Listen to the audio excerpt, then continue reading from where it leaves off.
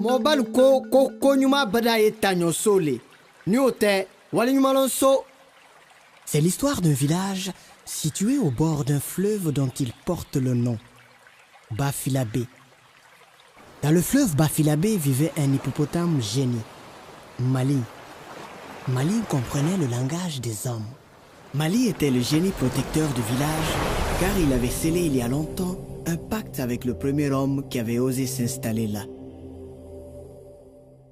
Les hommes et les femmes vénéraient Mali. Le fleuve ne tarissait jamais grâce à lui. Le village ne manquait jamais d'eau et de poissons grâce à lui. Un jour, pendant que l'hippopotame prenait un doux bain de soleil sur le sable fin et lumineux de Bafilabé, une femme, portant une jarre sur la tête, vint puiser de l'eau. Elle était seule et triste, parce que rejetée de tous dans le village, parce que n'ayant jamais eu d'enfant après plusieurs années de mariage. Femme de bonne famille, que la bénédiction des ancêtres soit sur toi. Je voudrais t'offrir le bonheur d'être mère, mais à une condition.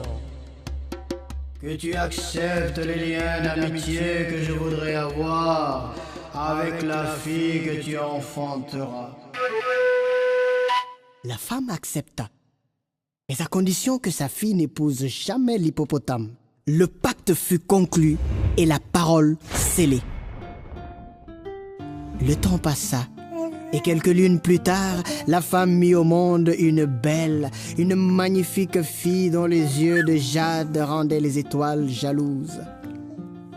Sadio était si belle que devant son sourire, les fleurs s'épanouissaient. Sadio était si belle. Le temps passa. La femme présenta sa fille à Mali comme promis. Mali et Sadio cassèrent la noix de cola pour sceller le pacte d'amitié. Tous les jours, après les travaux, Sadio venait jouer avec son ami Mali, mais ami de veillée. L'arbre de l'amitié et la complicité ne grandit pas sans vent de jalousie qui menace de le briser. Dans le village, l'amitié de Mali et Sadio était l'objet de commérages, de moqueries de toutes sortes. Certains racontaient qu'il se passait des choses étranges entre les deux. Le temps passa et Sadio atteignit l'âge de se marier.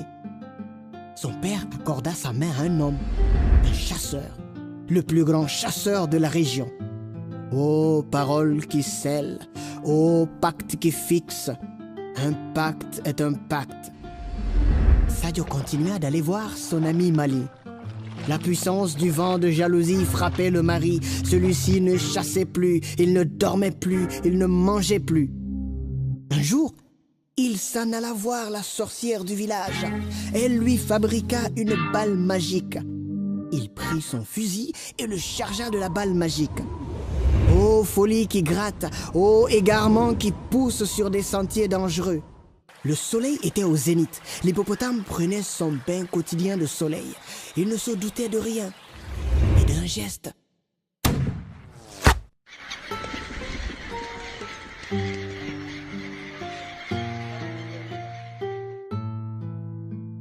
Sadio, de loin, ressentit un picotement.